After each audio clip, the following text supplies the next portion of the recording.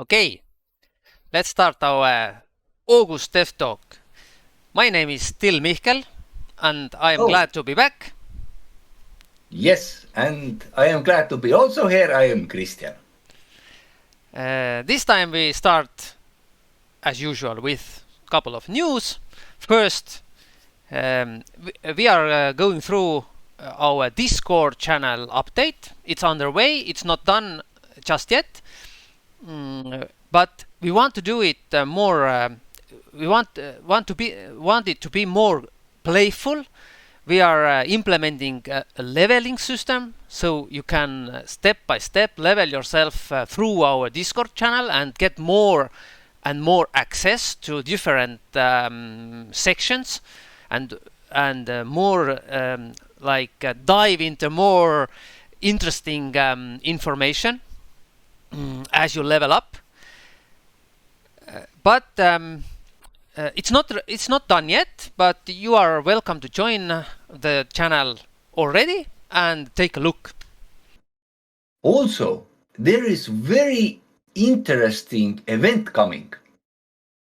This is our 3D render jam, which is going to take place 29th of September until 2nd of the October this year, 2022. So, all what you want to know about it and how to participate is you can find the info from our Facebook page and from our webpage mortalisgame.com. Very interesting, very challengeful, and you have to check it out. Maybe we're looking for you. Very good. It's going to be a great event, I'm certain. Now, next topic is our Kickstarter project. We sadly announced that it is postponed, but we are only one video away from sending our project for review. So we are very close, but it's not quite ready yet. We'll let you know the launch date as soon as we have more information ourselves. Okay. The next one is next bit of news is about testing other games. We wrote to several game studios and offered the opportunity to test their games and give constructive feedback. Feedback that may help in game development to be better and maybe help to avoid some mistakes or some steps that could result in losing many good players in the future. In our opinion, such cooperation in game testing between different game developers is forward-looking and even critically important, and we want to enhance the cooperation between studios. We had a couple of feedbacks. Embers Adrift, for example, and Pantheon Rise of the Fallen showed interest and replied to us. And we already tried Embers Adrift and plan to do so again. The game needs more testing, so we can get more info and to get to gather better ideas and send our feedback. We will give feedback to the studio when we have more experience after we have done a couple other gameplay sessions with our team. So we haven't sent any feedback yet, but we are planning to do it. And Christian, what are your look on that topic? Sadly, after repeated letters and inquiries, Ashes of Degradation and so Interbit Studios replied that they were not interested in such a feedback or opportunity. Unfortunately, this kind of disinterest is a global trend and a sore spot. Game studios could do better here. Imagine if you are their client and you await for reply for almost 2 months. That raises many questions and big red flags. In our opinion, a game studio needs to show more care and real interest toward other game studios, as we are all here to help make MMORPG space better and also show it to our future customers. Right attitude and good communication is very important in any business. There is a long track record for me to be in many different businesses of my own, and I help many others to stay in the right track. I definitely know what I'm talking about here. Mikael. Thanks. We also had an hour-long chat with Benjamin Dean, a producer of a long-awaited MMORPG game. Benjamin shared recommendations and advice based on his practices. His attitude was very friendly and supportive, for which we are deeply grateful. We were positively surprised at how much he was interested in what we were doing and what our vision and goals were. This was an amazing conversation and gave us good thoughts and ensured understanding that we are on the right track. Thank you, Benjamin. We want game studios to reach out to each other more as colleagues, not competitors.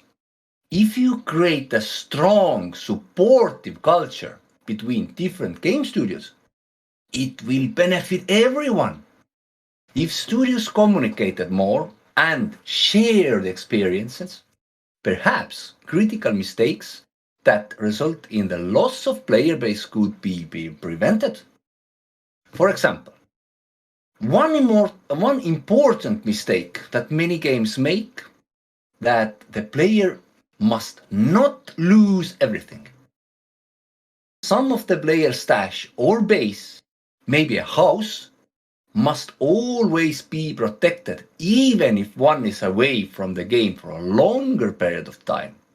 Otherwise, players will leave the game and never come back.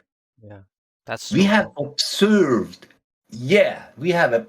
here many MMORPG games for decades by playing them ourselves and writing down ideas and thoughts, not only my own, but the many content creators and players all around the world. So, this is a very serious topic here that will take years to understand, to get the psychology, human behaviors, and many patterns that will make or break the game. I hope we, as game developers, can all help each other out here and enjoy the lush future ahead of us. There are more than enough players for all games, but only if we will create games that also heavily focus on their players' needs, not only what developers think. I wish for all gamers, developers, a critical mind, honesty, good luck, and open mind to understand the community around us. Let them be players or the game developers. Mikael. Okay, next our another of our team members, Narrator Jim, is going to introduce himself. Hello everyone, my name is Jim Sharman, and if you have seen or heard the trailer for Mortalis Back to Roots, you'll recognise this voice. I'm the game narrator, and I'm also the voice for the chapters that focus around the character Badass. How did I get into the Mortalis team? That's a really interesting story. I answered an advert on Facebook on the local expats group here in Tallinn. People were looking for voiceover artists in native English. So I didn't have any idea what I was applying for. I thought, I like doing that because I'm also an actor. And I responded, and I was invited to record some text. And it turned out to be some of the text from the opening chapter of the story. I thought, oh, that's really interesting. If that was a book, I'd probably buy it. And then I was invited to have a Zoom call with the creators of the game.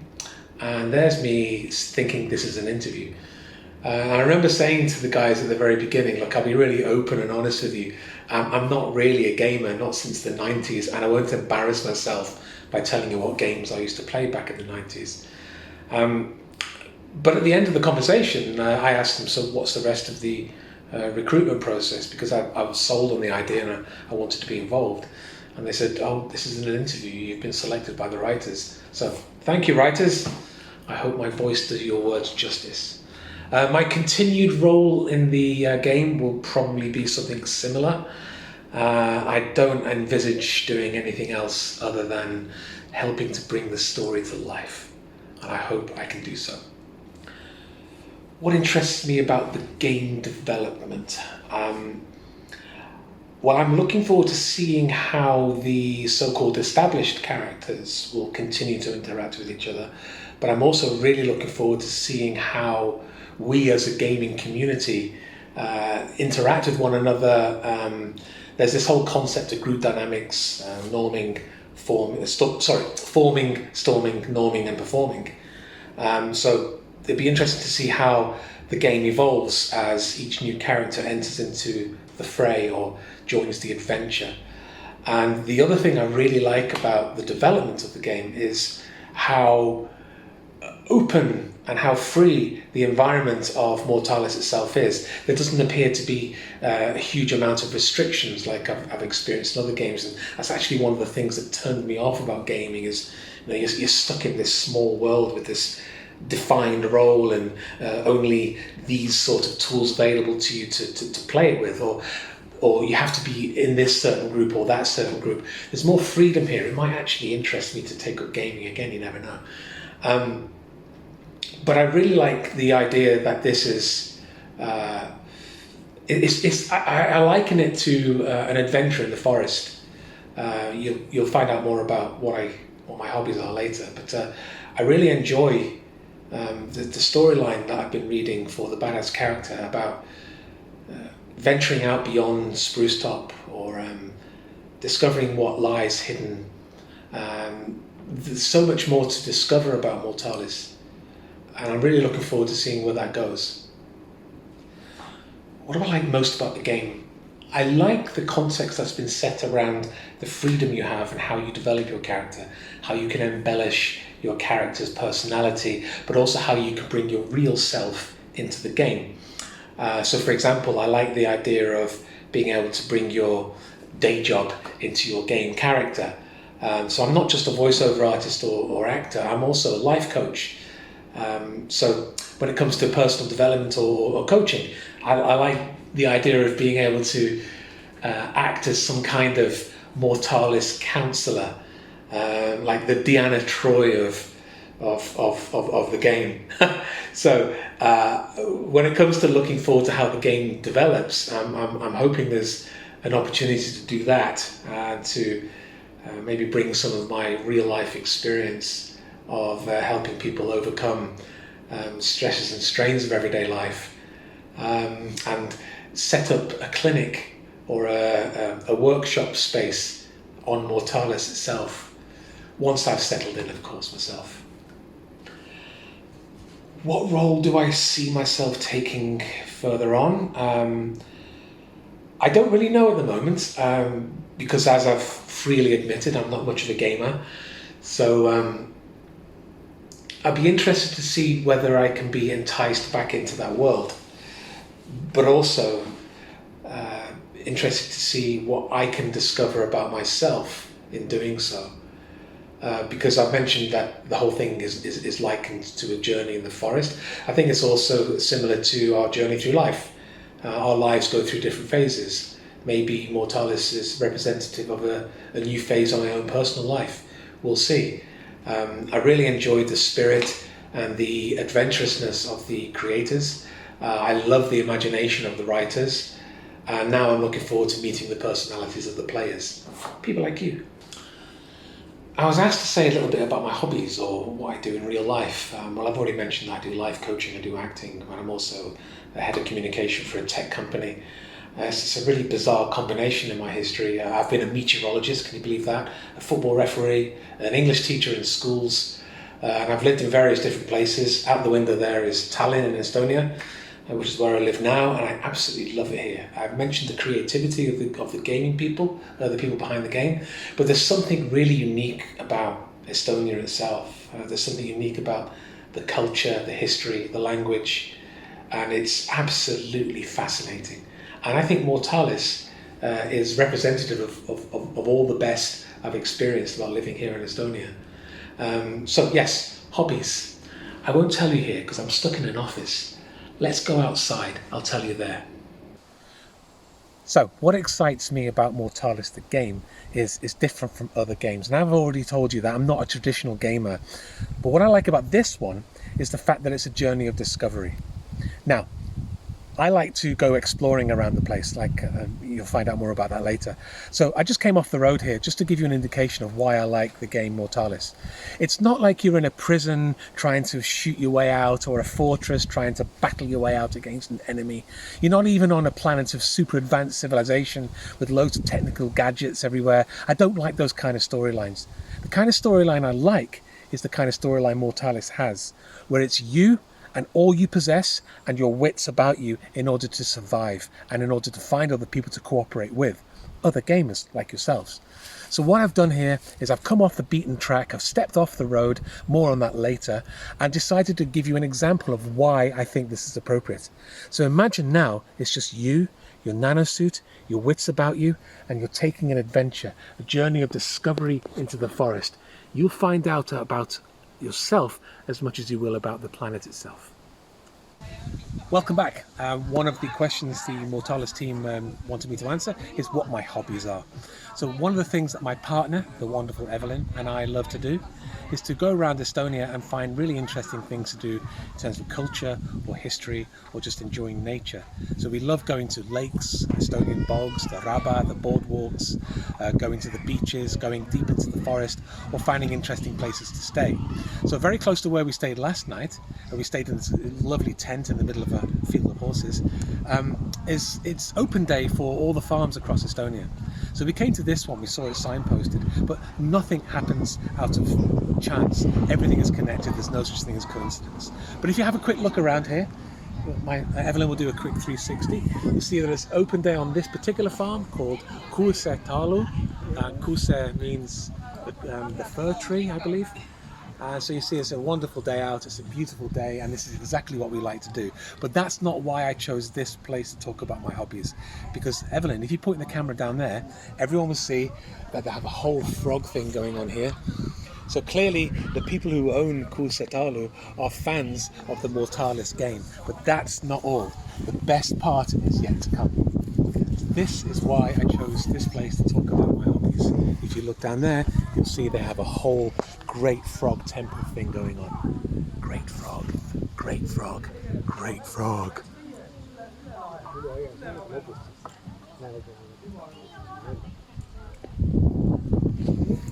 And there you have it. Okay, in today's Dev Talk, we are going to cover one of our core ideas, as usual, earn while playing. And Christian, please, can you start with the topic? Yes. So first, why this kind of core idea is that in my past there is the pain or the place where there is no more friends to play with, because everyone is work or they have so much to do that they don't have any more time to play computer games. So then I went to the Mikkel's house and talked with that game idea and the pain and how we can solve it. So what if there was a game that help you somehow maybe go to the work half time and you have more time to play games or any that kind of solution. So this game or the mechanics or systems there should compensate your playing time so you can play more. We don't know that how exactly we will do that because there is so much now going on in the gaming world. There is NFTs, there is cryptos, there is scams, there is so much going on. And our game is going out maybe after 5-7 years, and we don't even know what kind of currency there is in the world after, let's say, 7 years. And how the games are evolved, how the game monetization systems work, how the we don't know that yet. Yeah, what kind of technology is there? Yeah. Yes. So, but we have the strong will that we want to do something that will help players who really want to play games more. So just play more games, even if you maybe can cut out of the half of the day job or something. Well, we don't know that, but we have clear vision what we want to do. But we had even systems in place. But now we have to just focus. Most important thing, which is creating the game.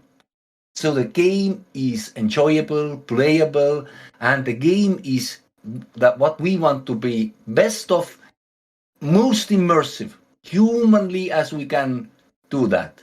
So you are hooked. you want to play it every single day. It's so good. So that's what we will focus, and the monetization part and the earning part and everything about that will come later. Even after later when the game is already released, it doesn't come first year. Maybe second, maybe later. We don't know it yet because we don't know where the world is going after 7 years. But that's the point. And also there is the thing what we want to do is there is many different elements. The crafting, there is gathering, there is players who are let's say they have advanced faster and faster. Let's say you are hardcore player who plays, let's say, 8 and plus hours every day. So then you will advance much more, and your friends who are in work or doing business, whatever, they maybe can play only 1 or 2 hours a day. So what will happen now is that your friends come to the game and you are so far ahead. You're so far ahead. They don't have fun anymore to play with you because they are like you drag them along because you're so powerful. You one shot all the enemies what they are like should be the area there should be or something.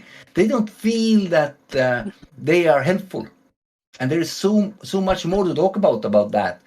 So we have system in place there. We can't relieve it, but this is one of our core ideas.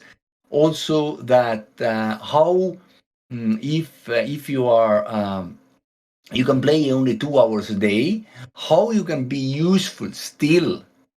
Your friends who are like more hardcore players, so you are not left behind.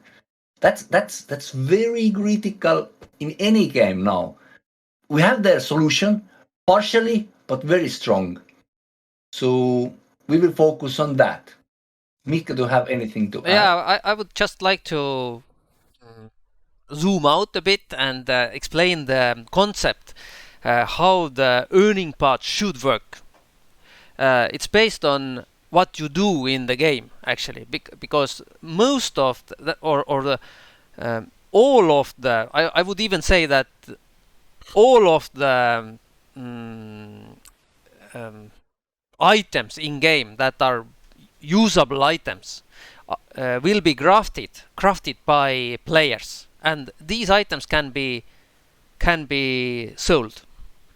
And the game studio and developers are not going to put any items in game that are ready to use. We only implement crafting parts and resources, but everything has to be made by players, and that's how these items are more valuable for other players, and for you. You can sell these and earn game money.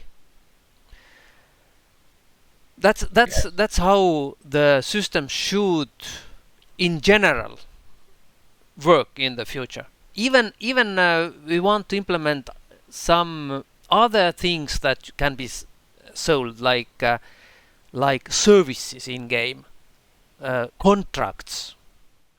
Okay, Christian, do you have anything else to add? Yes, two little topics what I want to touch is one is pay to win, which is very critical, and then what we want to do is pay to advance. And what's the difference? Because most players still doesn't understand or know what is the right term, or what the pay to win means really, because there is so many different formulas or different opinions. But when I explain pay to win, it means directly pay and you are winning. It means, let's say Mihkel uses stone axe and I have an automatic gun. So let's say AK-47 or something. So Mihkel has not even a chance to win. I push the trigger and Mihkel is dead. This is pay to win. I paid, I get the automatic gun. There is little chance that I shoot all the bullets and miss the Mihkel. But it is so slim. So, but pay to advance is totally different. Pay to advance is that when you are not, let's say Mihkel has played every day, let's say 8 hours at least, and I get to play one, maybe if I'm lucky, 2 hours a day. So now I want to play with Mihkel. But because Mihkel is so far ahead, I want to be little bit closer so I can play with him or with my guild. And there we have very good solution. And what I can explain is that there is you don't pay to advance. Let's say whole day. You have a chance to get something what helps you this 1 or 2 hours, maybe 3. So you can play with players who are advanced much more, who are far ahead of you. And then you can feel what is to be higher level or higher whatever this situation needs. Then, okay, you get the experience and everything, but there is a very interesting system behind there. But we just now can't tell you, but it will help you. So why I'm telling this is the most critical now is that most players who don't play often, they just can't play with other friends or guildmates because they are so far ahead. So, and we have a solution, and very good one. But if time is right, you will know how it is working. And the other topic what I wanted to talk tell about this skill system. You cannot never ever buy skill advance. You advance only skill by doing something, and skills are the good comparison or example there is that let's say Mikael has driven a car last 30 years. I just got my license, let's say a week ago.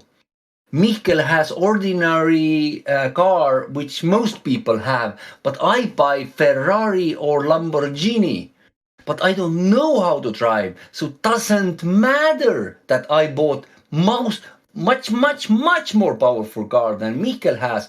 Mikael, like 95, 98%, he will win because he knows how to drive. He got the skills many tens of years. I don't have it. So I think I hit the post or pole or wall or don't know what, but doesn't matter the car if you don't have the skill. That's the point in our game, that you can buy powerful weapons and armors from another players, but if you do not have the skills, there is chance that it will help you, but mostly not so much. Mikael, do you want to add there? No, that was quite extensive explanation. I'm happy with that. Okay, then we can wrap up, and we have also one question for you. It's a very important question because we really want your feedback on this topic. Would you play more MMORPGs if you don't have to work full time? Would you play more? Please write in the comments. Thank you very much. And at the meanwhile, have fun and play some games.